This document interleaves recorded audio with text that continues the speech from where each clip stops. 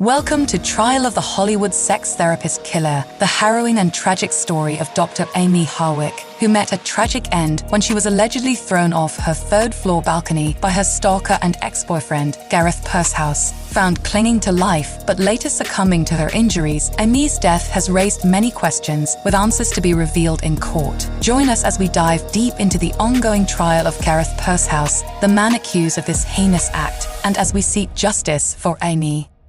Published more than 800 medical papers, and so in the tobacco and nicotine field, I'm the most widely cited author in the world.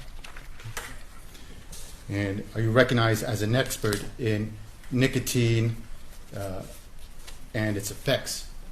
Yes. And have you testified as an expert in the use of nicotine to kill people in other cases? Yes. And was this back in 2014? You can answer. You're requesting to approach, is that correct? Yes, Your Honor.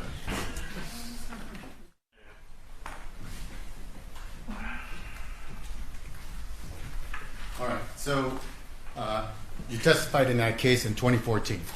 Correct.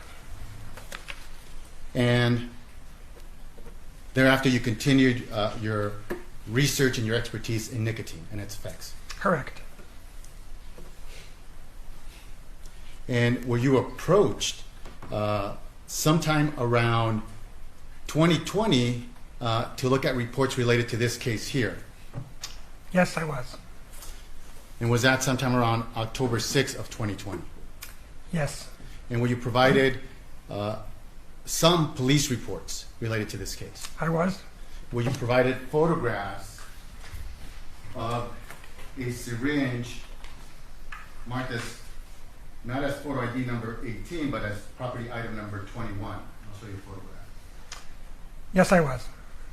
This is, I'm showing people's 29C, and I'm going to show people's 55, actually, people's 24.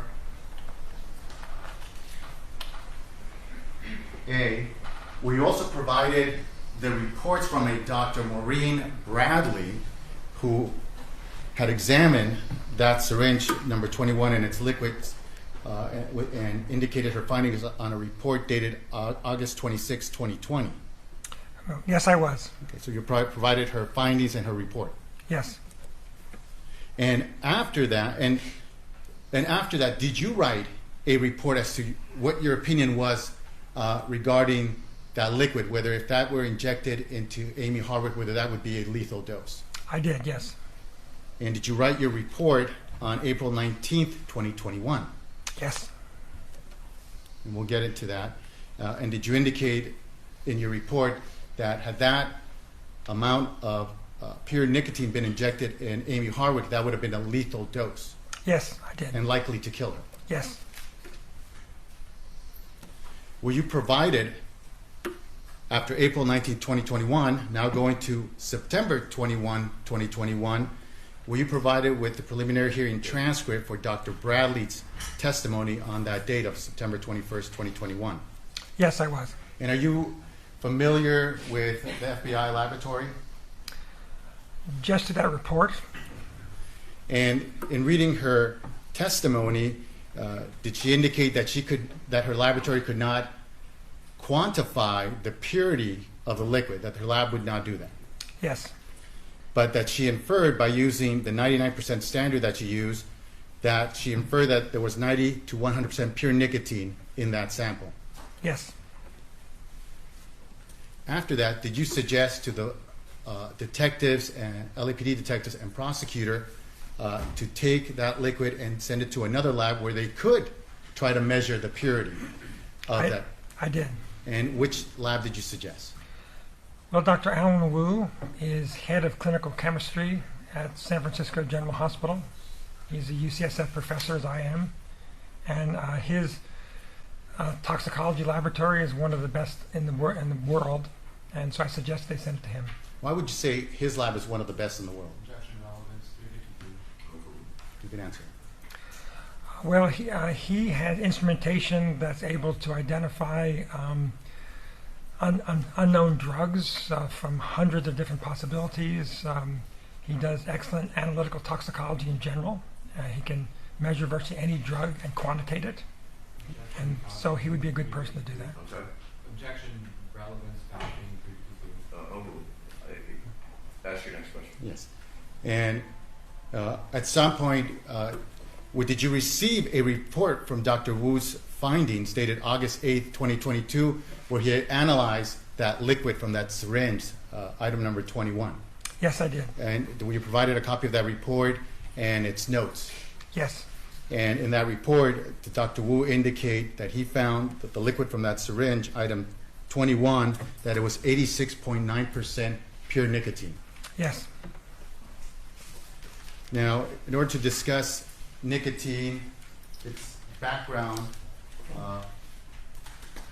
its effects, and in general where to find it, have you created a presentation that's demonstrative evidence of what you're about to testify to? Yes, I did. And I'm now going to play the slide. Can we go to the next slide? But before we do that, let's take a break, Okay. just so we can start anew. Just out of my own curiosity, nothing to do with this case, what would you say the percentage of people that smoke today? In the U.S., it's about 12%. 12%, really? It's gone down that much since the 80s? Yes. Wow, okay, thank you. We are back on the record in this matter. You're about to start the slideshow. Yes. Dr. Benowitz, can you please tell us a little bit of nicotine? Right. So what I'd like to do is explain what nicotine is and what it does, and then how much it takes. I don't know if they can hear you back here. Can you speak just a Okay. little louder? So what I want to do is explain what nicotine is, what it does, what happens if someone's exposed to very high amounts of it, and the levels of it that could cause someone to die. So that's sort of the structure.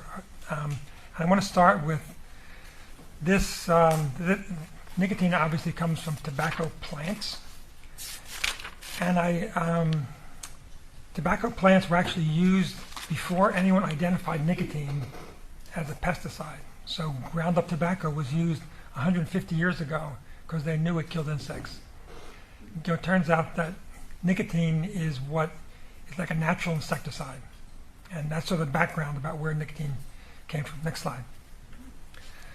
This is about the chemical, just so I could break this up. Is this now about the chemical composition of nicotine? Right, so this is to explain what nicotine does in different amounts. So this slide shows two structures. One is called acetylcholine. It doesn't matter what the structure looks like. Acetylcholine is what's called a neurotransmitter. That communicates signals from one nerve to the next in the brain. The body functions because nerves communicate one to the other. And acetylcholine is involved in all nerve transmission. Nicotine, like many other drugs that affect mood or behavior, works by sort of hijacking a system that's intended for a natural neurotransmitter. So the structure of nicotine in 3 dimensions is similar to that of acetylcholine. So in small doses, like if you smoke a cigarette, it sort of activates acetylcholine receptors, and a receptor is a protein in the brain that it acts like a lock and key mechanism. So the neurotransmitter is like the key. It binds to the receptor and then activates some response. So that's how signals get transmitted. So nicotine activates these receptors that are meant for acetylcholine. In small amounts, like with a cigarette, it's stimulating. In large amounts, it basically paralyzes the receptors, and so it basically blocks neurotransmission. So it works as a poison by sort of overwhelming this acetylcholine neurotransmitter system. Next slide. Can we talk about nicotine poisoning? Right, so the question is, what does nicotine poisoning do? So again, a smoker may get a little bit alert, may feel relaxed, but at higher concentrations, most common findings are early on, and sometimes smokers, when they first start smoking, experience these things like dizziness, nausea, vomiting, abdominal pain. Then sweating. This is activating the acetylcholine receptor, so sweating and salivating.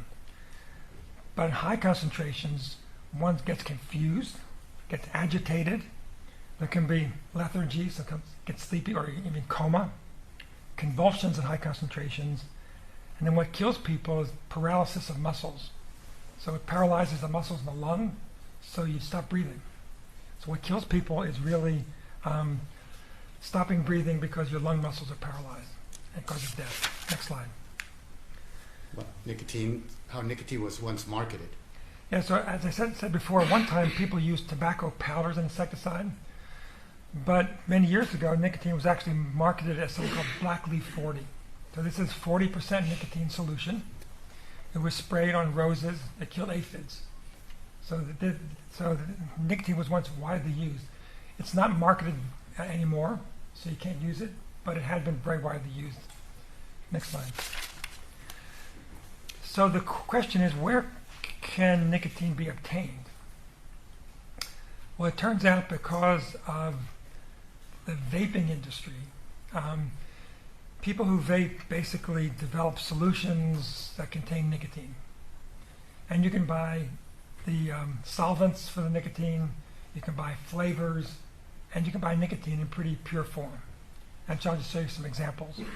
This is an example of one where for $229 you can buy 1 liter, which is a little less than a quart. You can also buy 50-liter drums, so like a vape shop would do that. But they also have warnings. So if you go to the website, it says nicotine is highly toxic, nicotine is very addictive, avoid contact with the skin, nicotine is very toxic if swallowed, and nicotine is very toxic to aquatic organisms, so fish and things like that. Next slide. Here's another buy nicotine online. Right. Here's another place where you can buy 99.9% pure nicotine liquid for sale. And here's $99 for 1 liter for pure nicotine. Again, these are used mostly in people who are vaping, and they really want to make solutions. Next slide. And here's a third one where we can buy small containers. And so this basically says that this is concentrated pure nicotine solution. It contains 99% purity, which is intended only for professional use. It is highly dangerous and much caution is required. So this is where one can get nicotine. Another way which has been used to get nicotine is to basically take tobacco from cigarettes and boil it to make a tea, and then concentrate it down. So that's another way that can be made. That's not, you won't see that on the internet, but at one time you could find sort of ways to do that on the internet. Next slide. So now I want to talk about how much nicotine is in a cigarette, what a smoker gets, and then how much is in pure nicotine liquid. So first, 1 tobacco cigarette contains 10 to 15 milligrams of nicotine. A milligram is 1,000th of a gram. It's a very, very minute amount. A smoker, when they smoke, takes in 1 to 2 milligrams. Most of the rest of it ends up in secondhand smoke in the air or ends up in the tobacco rod itself. But a smoker takes in 1 to 2 milligrams. Now I said that a milligram is a small amount. So 1 milliliter, which is like 1/5 of a teaspoon, weighs 1,000 milligrams. So that's how small 1 milligram is. So if you took 1 milligram of a pure nicotine liquid, you would have 1,000 milligrams. So that's 1/5 of a teaspoon contains 1,000 milligrams, which would be equivalent to smoking from 500 to 1,000 cigarettes. If I could just stop you there for a second. Looking at equals 24A, let me just switch. Do you remember the amount of liquid in the syringe for item number 21? It's my understanding that it was 1.5 milligrams. 1.5. Oh, or no, 1.5 milliliters. Right. So now going back to your slide, so that would be more than the 500 to 1,000 cigarettes. Right. That would be from like 6 750 to 1,500 cigarettes. Next slide. So then the question is, how much nicotine does it take for someone to die of exposure? And this has been studied. It's very difficult to do experiments, obviously, in people. The way this has been done, and this has been published in medical articles, is to look at levels in people after they die, in their blood or their body tissues. And then from studies like mine, where I give nicotine to people, they can say this amount of nicotine in someone's blood after they die is equivalent to them taking in this much nicotine.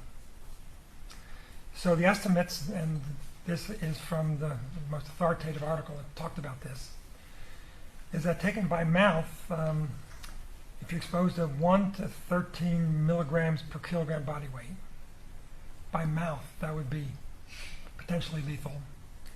Or injected, when you inject it, it's more potent because when you swallow something, the body breaks it down before it gets to the bloodstream in part. When you inject it, it goes 100% into the body. 1 kilogram, that's about 2.2 pounds? 1 kilogram, 2.2 pounds. Yeah, so a 70 kilogram person weighs 154 pounds. That's the sort of translation. And so by injection, it's estimated that 4 to 5 milligrams per kilogram would be a lethal dose by injection. Next slide. So in this case, again, this is the syringe, so there's 1.5 ml of liquid. And this is the syringe we're talking about in this case, which these photographs, the top photograph, is that a photograph taken by Dr. Maureen Bradley as part of her report, and is the photograph at the bottom a photograph that was provided to you from the crime scene? Yep, that's my understanding. Okay. So Dr. Alan Wu, who is a colleague of mine, did the analysis and found that there was 86.9% nicotine, so it's almost pure. There's a brown color, so pure nicotine is clear. It's a clear liquid, but with time, some of it breaks down, and some of the breakdown products are a little bit brown. So that's why cigarettes can cause like brown teeth and whatnot. Can exposure out on a balcony to the conditions on, let's say, on a balcony, air, what have you, can that, may that change the color of the liquid? Yeah, but it can occur just with storage in the syringe too. So if we go back to the syringe, so 1.5 ml would contain more than 1,300 milligrams of nicotine. Next slide. So then to figure out, what was that dose if Miss Harwick was exposed to that compared to what we know as potentially lethal levels. So Miss Harwick weighed 130 pounds, which was 59 kilograms. There were different estimates as to her weight, right? Some would be 118 and some had her at 130 pounds. Okay, well, I'm estimating the higher weight, which would be more conservative in a sense. Correct. For the amount. So if we say that the syringe contained 1,300 milligrams of nicotine, this is 22 milligrams per kilogram. That would be the dose that she would be exposed to. Even if she was injected with only a third of it, with half a milliliter of nicotine, with 434 milligrams, that would be 7.4 milligrams per kilogram. These are both well above the potentially lethal dose of 4 to 5 milligrams per kilogram. Next slide. So it was my opinion, and written in my report, that with a reasonable degree of medical certainty, that the amount of nicotine found in the syringe on the bedroom balcony of Miss Harwick's apartment would likely have been lethal had it been injected into her body. Next slide. Now, how would the general public find out, or is there information for the general public out there where they can find out information about using nicotine to kill someone? Injection relevance information. You can answer that. Yes, so there's actually quite a bit. This is from an article written in Wired magazine in 2012. What is Wired magazine? That's like a tech magazine. It's widely available, and you can get this article over the internet. You don't have to even subscribe to it. And this sort of gives the history of nicotine as a chemical that had been used in murder since the 1850s. and makes a point, which is important, that nicotine has been used because it's very hard to tell. There's no specific findings at autopsy that says someone's poisoned with nicotine. Objection, speculation. Obviously, does your training and experience give you the knowledge to be able to make that conclusion? Yeah, basically a person just stops breathing, and there's no specific findings that say what caused you to stop breathing. And toxicologists in coroner's offices don't screen for nicotine. It's a common substance, and so it's not screened for. Objection, foundation, hearsay. Do you know that for a fact that the coroner's office does not screen for that? Yes, unless there's some suspicion that someone asked them to. Objection, hearsay. How do you know that, sir? That the coroner's office is not something that's usually screened for nicotine? I've just spoken with coroner in San Francisco, and it was my impression that it was not screened for in this case. Okay. Objection, relevance. So anyway, this is something that was been well known. This article explains it. And then there have also been a number of television shows that you can watch that talk about nicotine that's been used in a murder scene. So in 1991, there was a Columbo episode where nicotine was used in a murder. Objection, relevance. Well, this witness, and we'll move on from that area, but this witness is speaking about the information, I take it, is readily available? Yes. Okay, well, let's move on if you would. And you mentioned that, without mentioning specifics, but there are other programs and shows that are out there for the public where nicotine has been shown to be used to commit murder. Yeah, all you have to do is basically search the internet and say TV shows, nicotine murder. And what is your fee? Well, first of all, your current position right now is as a professor of clinical pharmacology at the University of California, San Francisco, correct? Yes. And what is your fee for testifying as an expert? Well, first, what do you charge to look into a case, examine it, look at the reports, and write a report regarding your analysis? $700 per hour. And how many hours have you dedicated to this case? I've 5 hours prior to coming to this trial. And you've written a report too, Yes. correct? And does that also include travel plus $3,000 for half a day of testimony? Right. That's billed the same way. Yes. I have nothing further on. Cross-examination. Thank you. Good morning, Dr. Harwick. Good morning. I want to try to get you out of here before lunch or earn you another $3,000 for a half day this afternoon. So the LD50 that you testified to this morning, you testified that it was 4 to 5 milligrams per kilogram, right? Correct. And that the liquid in the syringe in this case you calculated to have 1,303 milligrams of nicotine, and that was based on Dr. Wu's work. Correct. Your calculation, that would be enough to be an LD50 for somebody who weighs up to 260 kilograms, right? I'm not sure I understand the question. So, sorry. That'll be right. You said you calculated that there are 1,303 milligrams in the syringe that was found in this case. Yes. So that amount of nicotine in the syringe, calculating it through your LD50, would be enough to be fatal for somebody who weighs up to 260 kilograms.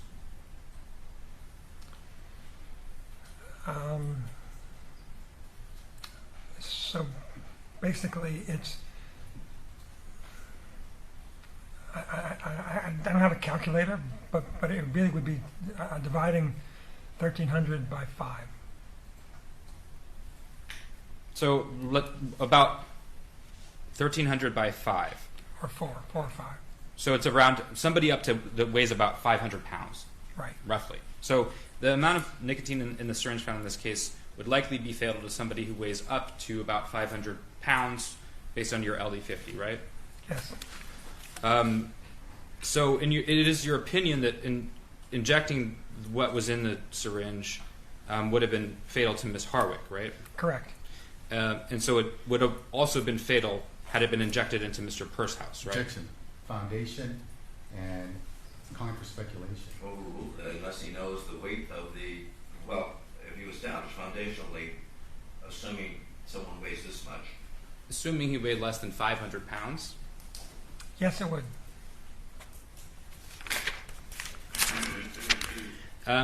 You can do gas chromatography mass spectrometry on many different kinds of samples, right? Yes. Unknown liquids, for example. Yes. Blood, Yes. urine. Yes. And it can be used to determine the levels of nicotine and cotinine in these kinds of samples, right? Correct. It's a very specific analysis and very sensitive. Yes. Many laboratories use this procedure. GCMS. Yes, they do. It's been around for a long time, right? Yes. You actually published a paper in 1981, improved gas no matter how many times I say it, improved gas chromatographic method for determination of nicotine and cotinine in biological fuel. That was a paper that you and I think Can you repeat that? sorry. Improved, actually I'm going to let you, I don't know if you have a memory, but improved gas chromatographic method for determination of nicotine and cotinine in biological fluids. Very good. That was a paper of yours in 1981. Yes. So,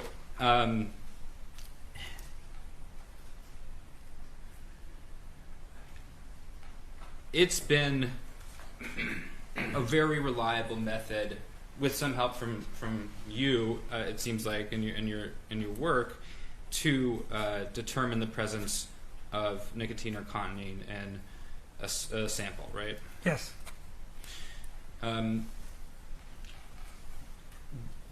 Pure nicotine is clear. Correct. When it oxidizes, it turns brown. Correct. And oxidization, that's a process of breaking down, to kind of put it bluntly, right? Yes. And you published a paper in 2009 that looked at the different metabolites of nicotine, and the paper is titled Nicotine Chemistry, Metabolism, Kinetics, and Biomarkers, right? Yes. And in that paper, you explained that nicotine is extensively metabolized to a number of metabolites, right? Correct. And that there are 6 primary metabolites. Correct. Cotinine is one of them. Correct. And this breakdown, it can just occur naturally over time, right? You're talking about outside the body? Yeah. It occurs very slowly. This breakdown very slowly. So it can take months or years for it to extensively break down. And a lot, the rate of it breaking down there are many factors that can affect the rate of how quickly it breaks down, right? Well, are you talking about storage as a liquid or in the body? Liquid storage is as a liquid. Yeah, it depends how much oxygen is there. So if you put it into a container with no oxygen and you put it in a freezer, it basically stays stable forever. But if there's oxygen in there, like some air, that can slowly break down. Yeah, so there's things like if it's in a freezer versus a cabinet, if it's in a hot room versus a cold room, all of those are different factors that can affect the oxidization and breakdown of nicotine, right? Yes. Now, seeing pyridine in a GCMS test of a sample that also includes nicotine and cotinine, that would make sense, right? I'm not understanding your question. Okay, if you do a GCMS analysis of a sample and it comes back indicating nicotine and cotinine, Yes. also seeing pyridine would make sense, right? I'm going to check beyond the scope.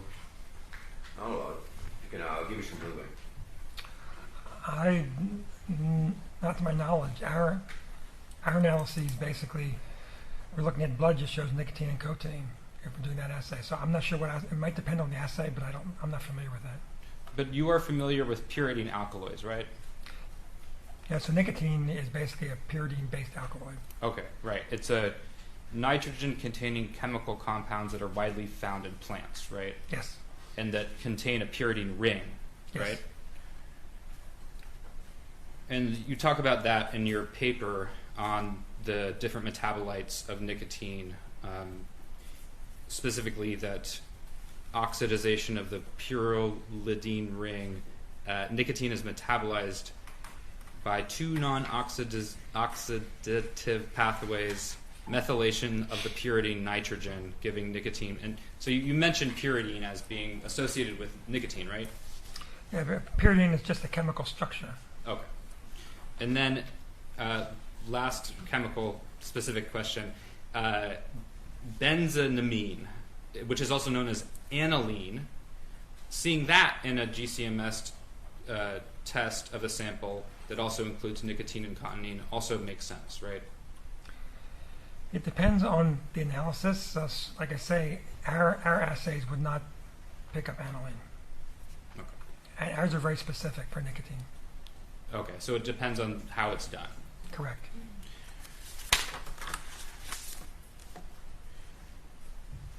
Now, let's assume that someone obtains nearly pure nicotine in liquid form. It could take a very long time to break down, right? Yes. So I'd like to briefly talk about injection routes to be specific. So there are three most frequently used injection routes, and that's intravenous, intramuscular, and subcutaneous, right? Yes. Intravenous is into the vein. Correct. Intramuscular is into the muscle through the skin and subcutaneous tissue. Correct. Subcutaneous is a short needle that injects a drug into the tissue layer between the skin and muscle, right? Correct. In terms of how quickly the absorption rate is, depending on the injection route, intravenous is the fastest. Yes. Intramuscular is the next fastest. Yes. Subcutaneous is the next. Correct. And oral is the slowest. Correct. And even if you just look at one of those injection routes, the rate of absorption can vary depending on what part of the body the injection occurs at. Well, for IV it doesn't matter very much, but for IM and subcutaneously, yes. And then it's not like there's some uniform exact absorption rate that all human bodies obey, right? Well, from intramuscular absorption, it's pretty consistent from person to person. For subcutaneous, it's more variable because it depends on how much fat a person has and how constricted their blood vessels are. So it's pretty consistent for IV. It's relatively consistent for intramuscular and more variable for subcutaneous. Whether somebody's on a medication or what gender they are, those are also factors that can affect absorption, right? Yes. Let's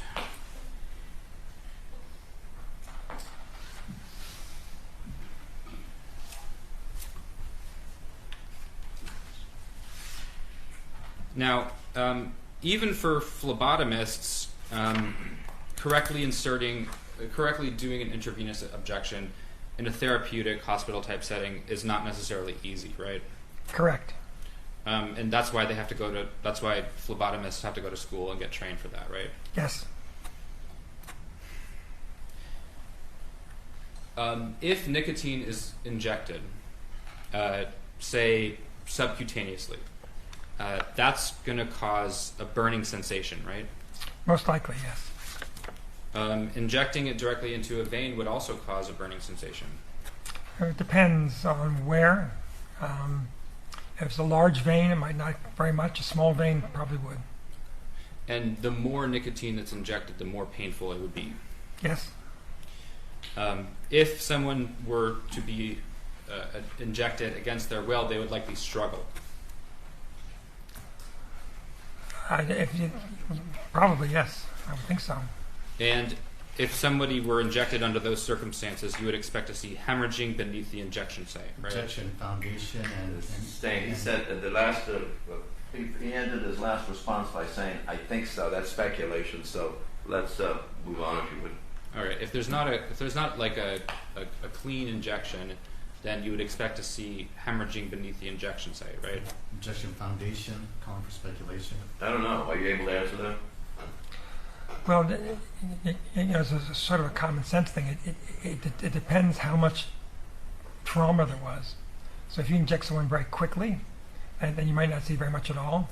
If the needle is in the skin while the person is moving around, you would see more. So it just depends.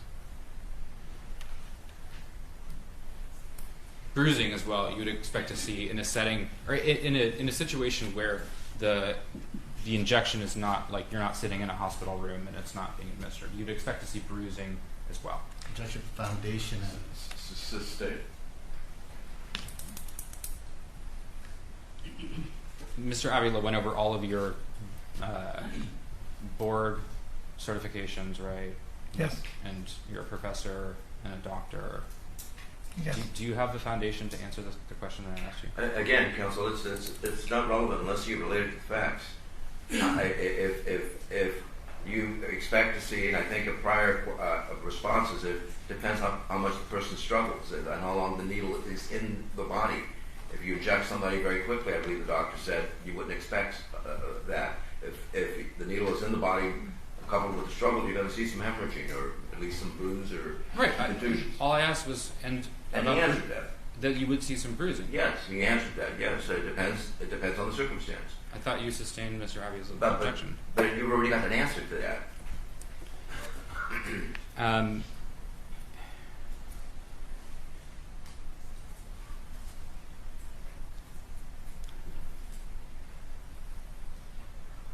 Are you familiar with the International Journal of Legal Medicine? I have read a few articles from that journal. It's a peer-reviewed journal, right? Yes. And it's a reliable, peer-reviewed scientific journal. Yes. Are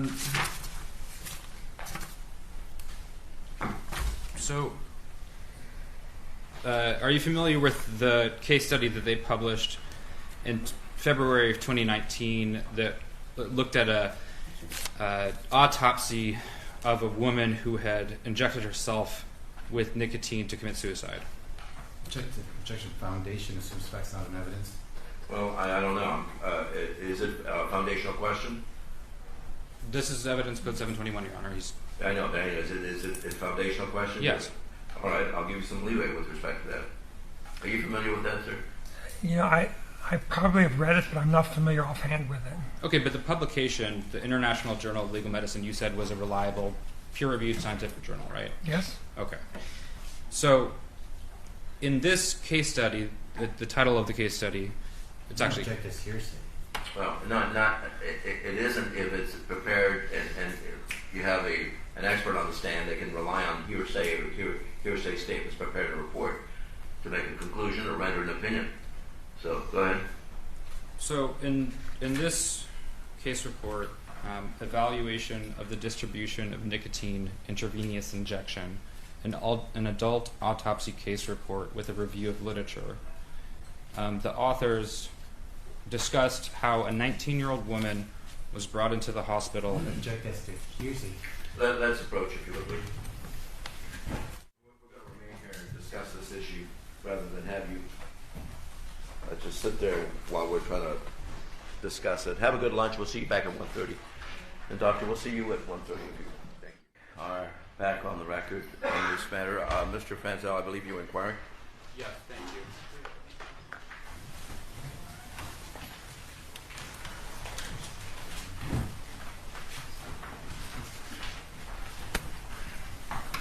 Good afternoon. Good afternoon. Before we broke for lunch, we were talking about what you would likely see around an injection site if the injection occurred during a struggle. So it would be pretty much impossible to do a clean intravenous injection against a person who is struggling, right? Just as big as the clean. Well, do you understand what he means? I assume with no bruising, and yes, it'd be, Okay, you can answer. yes, it would be difficult. And in those kinds of circumstances, the injection would likely end up being intramuscular. Could be. There would also be an injection mark. Most likely. You testified on direct that many toxicology drug screens do not include a screen for nicotine. Correct. Now, pretty much every modern lab in major cities in 2020 were capable of ordering tests that would detect nicotine in a blood sample, right? I don't know the number, but certainly many labs can. Such as a gas chromatography mass spectrometry test, Yes. or a neutral and acidic drug screens on a blood sample. They can. It depends. There are many different sort of manufacturers that screen for different things. So I'm sure some do. I'm not sure all do. And that Wired article that was part of your PowerPoint presentation that discussed a case from 1850. In that article, they talk about how a chemist actually, in 1850, did find the nicotine in the tissue of the person, right? Right, but that was an extraordinary case. That was before nicotine was actually characterized as a drug. And he basically took tissue and just a different extraction and basically extracted an oily substance. And then that oily substance was found to be nicotine. But that's not what laboratories do now. Right. That was the first case ever. Right, but the point is that in 1850, a chemist was able to test the tissue and find nicotine. Yes. Did Mr. Avila or Ms. Mariano provide you with the gas chromatography mass spectrometry test of the liquid that was in the syringe that was done by the Los Angeles Police Department? No. In your PowerPoint on direct, you included in one of the slides and you testified that the amount of liquid in the syringe was 1.5 milliliters. Correct. And wasn't the LAPD report actually 1.4? I don't remember. It could be. I don't remember that. Now,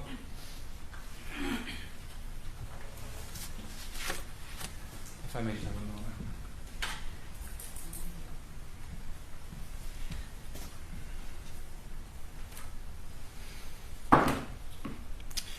You testified on direct about how you were part of a case where somebody used nicotine against another person.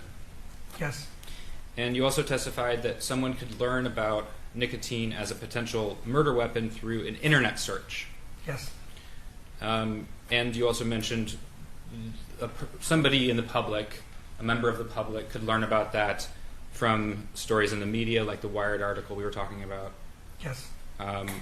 Now, isn't it also true that an internet search for nicotine suicide would immediately show that ingesting or injecting nicotine has been a way that people have been attempting and committing suicide for Compound. Ingesting and injecting? Okay, well, taken in.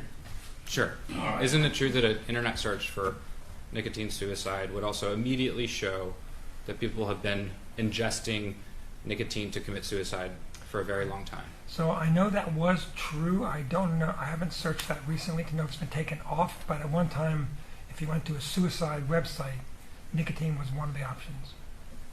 Now, I Googled nicotine suicide. Can I show you it? Sure.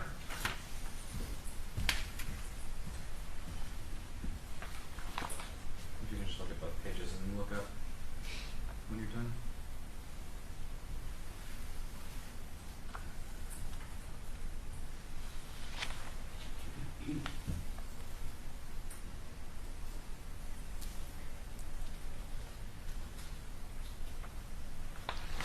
Yes. There are quite a few articles.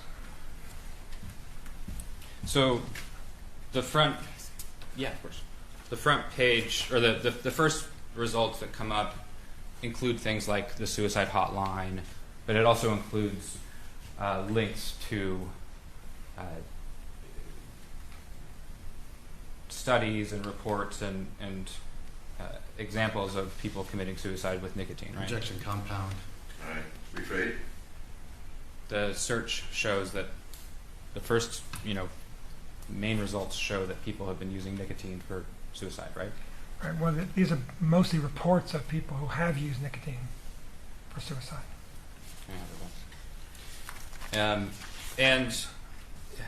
It also links to the Wikipedia page about nicotine poisoning, right? Yes. Are you familiar with the nicotine page or the Wikipedia page about nicotine poisoning? I have not looked at that. Okay. So you wouldn't know that it references nicotine suicide in multiple Injection places. Foundation. I don't know. Are you able to answer that, sir? I've not looked at the Wikipedia page. Okay. Sustain. But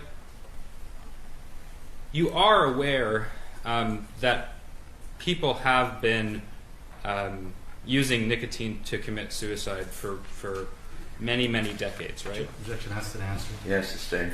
He stated yes. Where the and you have read published articles in science and health journals about people all over the world using nicotine to commit suicide, right? Objection asked and answered. Sustained. 352. This is 352. a completely different Sustained. question. No, it isn't. You're going national versus international? No, this is about about whether he's read articles, the published articles and case studies in health in science journals. 352. Okay. Have you? Yes, the handout you showed me were basically case reports, many in science journals about Okay. suicide. So the answer is they're in there. Yes. Okay. Okay. In this particular case, you relied on an article by Bernd Mayer, Correct. and the title of that article is "How Much Nicotine Kills a Person: Tracing Back the Generally Accepted Lethal Dose to Dubious Self-Experiments in the 19th Century." Right? Correct.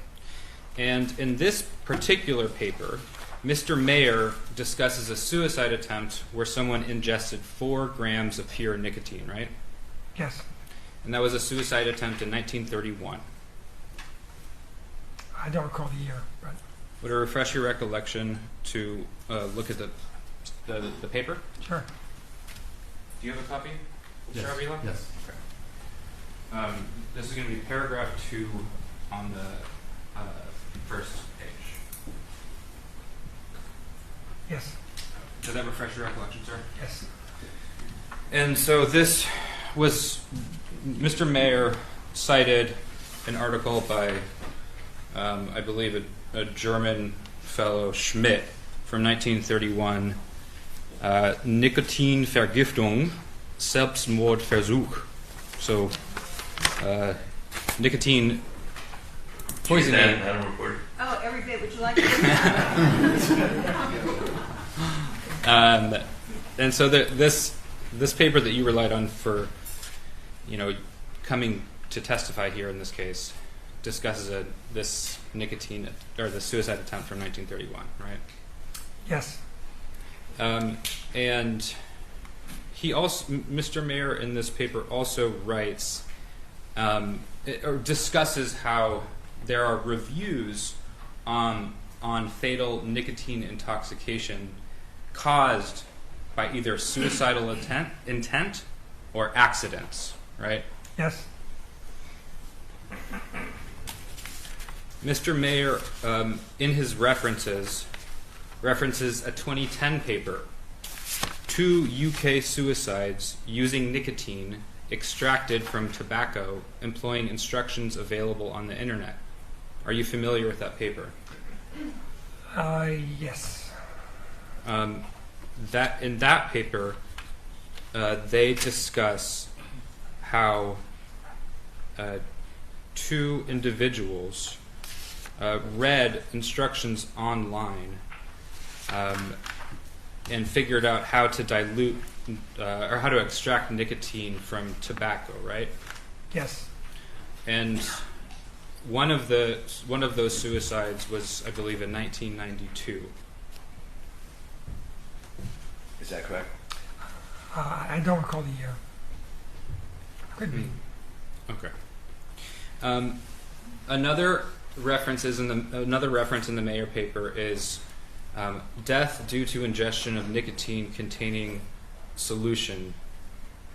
Death due to ingestion of nicotine-containing solution. Case report and review of the literature by Solarino et al. Are you familiar with that paper? Yes. And this paper discusses multiple documented suicide attempts using nicotine as the method of suicide, right? Yes.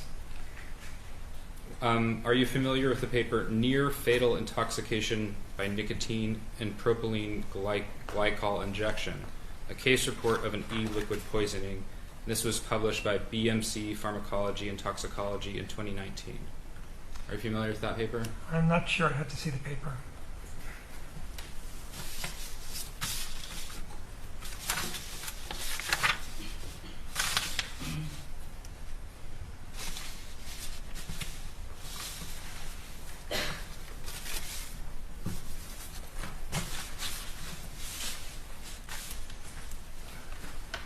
I don't have a copy of that paper. I'm going to give you one right now.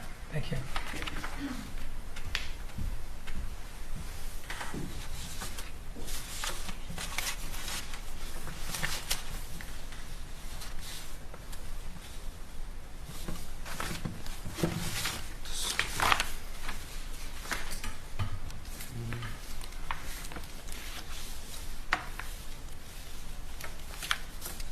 Sorry, I thought I had it here.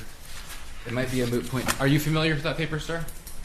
I think I've seen it before. I don't know the details of it, but it certainly makes sense to me what they report. Okay.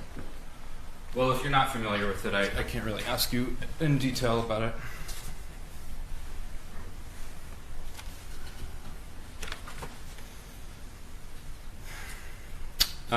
Do you happen to be familiar with the paper Fatal Suicidal Attempt by Deliberate Ingestion of Nicotine-Containing... Section 352.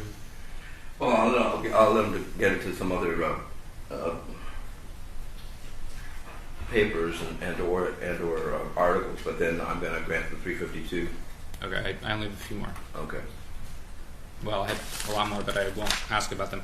Are you familiar with the paper Fatal Suicidal Attempt by Deliberate Ingestion of Nicotine-Containing Solution in Child Onset Depression Mediated Through Internet Suicide Guideline, a case report? This was published in the Indian Journal of Critical Care Medicine in 2020. Can I be provided a copy? Counsel. Yes. Thought I had everything better.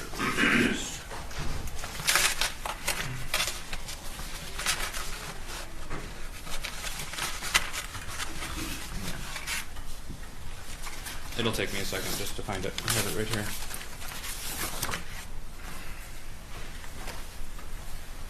Are you familiar with that, sir? You know, I've read many different papers, and I just, without looking at the abstract to know what's in the paper, I can't tell you if I specifically can describe that study.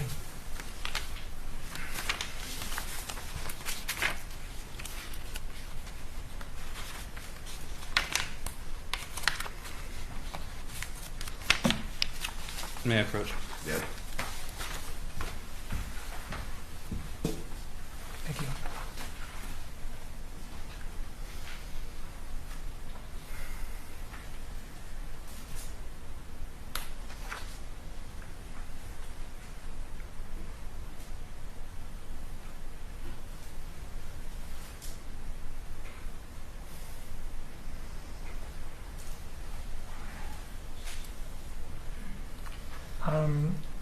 I'm not specifically aware of this paper, but you know, it's one of many of that sort.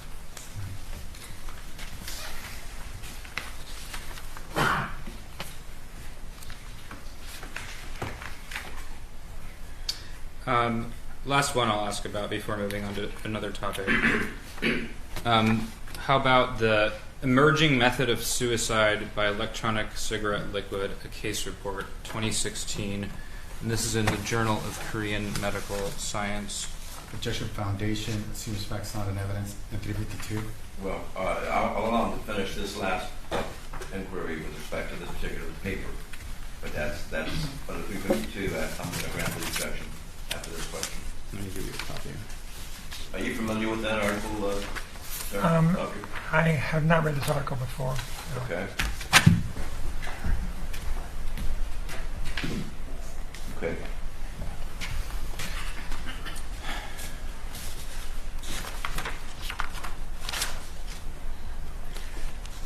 So suffice it to say, there are many published case reports and papers on individuals going back as far as the 1930s who have attempted or successfully committed suicide using nicotine.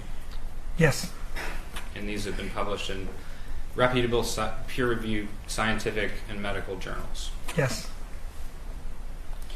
Let's talk about LD50. So the definition of an LD50 is if the amount in that LD50... Just for the jury, LD meaning lethal dosage, is that correct? Correct. Okay. Thank you. I should have started there. Yeah.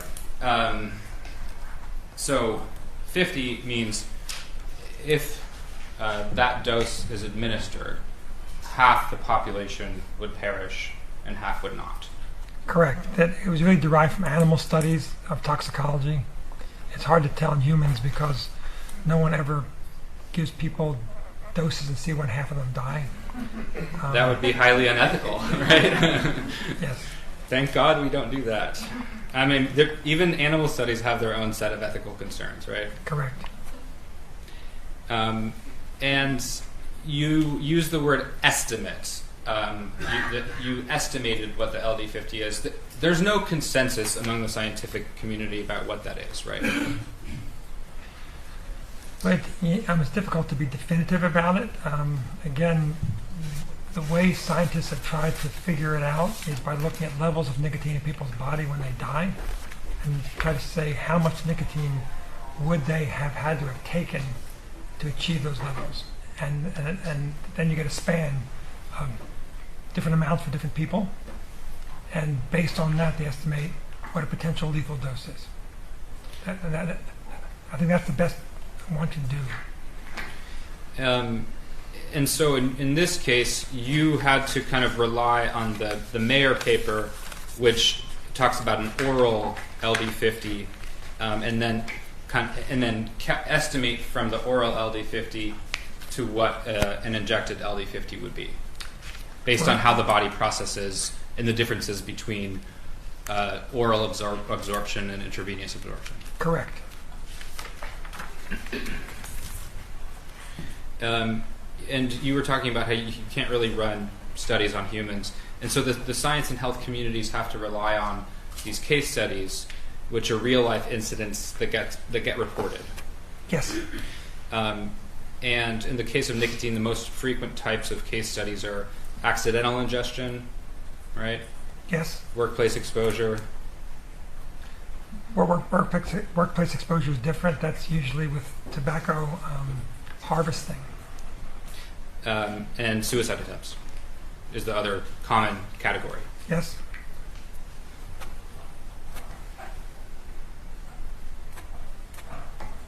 Now, on the 25th of July at 10:30, you were interviewed by Deputy District Attorneys Victor Avila and Catherine Mariano over Zoom, right? I don't recall the date, but I certainly have been interviewed by them. And a detective was also present, right? I don't recall. That was not recorded, was it? I don't think so.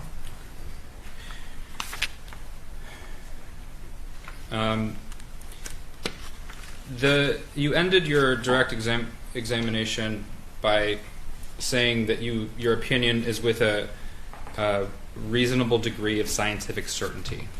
Correct. You're familiar with ANSI, ANAB, right? ANSI, I'm not sure if you're familiar with ANSI, ANAB, right? Remind me what. Right. And in that conversation, you learned that Ms. Harwick, her account had a setting where it only retained video for 5 days. I don't recall the exact number of days, but that sounds right. Yeah. Okay. Would it refresh your recollection to look at a declaration from a Google custodian of records? Yes, that would be very helpful.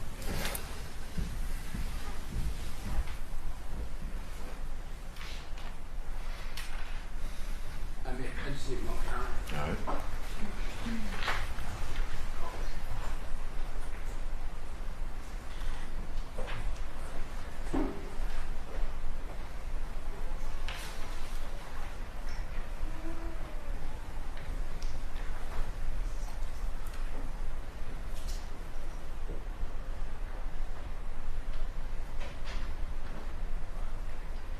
No.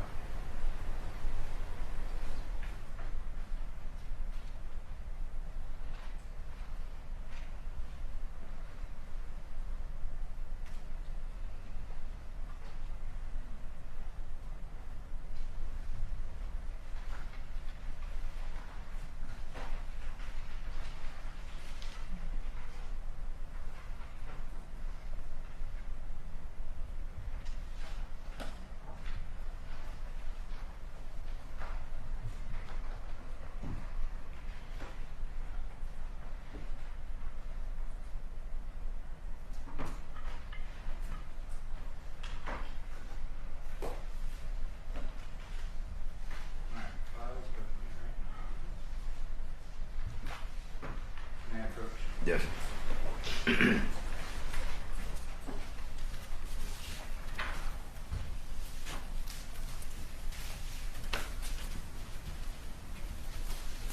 Still opening. Just a second.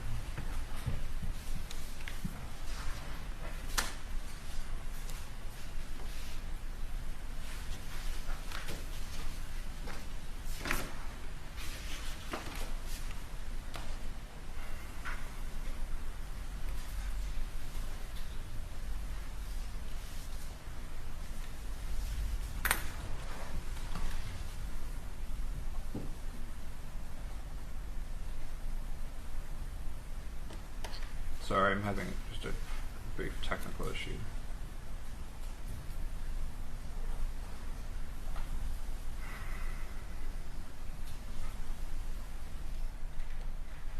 Okay, counsel, let's move on to something else, and maybe you'll find it after. All right.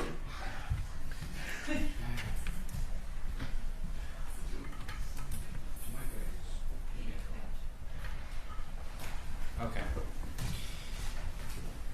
So you were having this conversation with this Google employee on February 21st, 2020, and this Google employee communicated to you. More of the trial of the Hollywood sex therapist killer is on the way. Press subscribe now so you don't miss a moment of this riveting courtroom drama as we seek justice for Dr. Amie Harwick.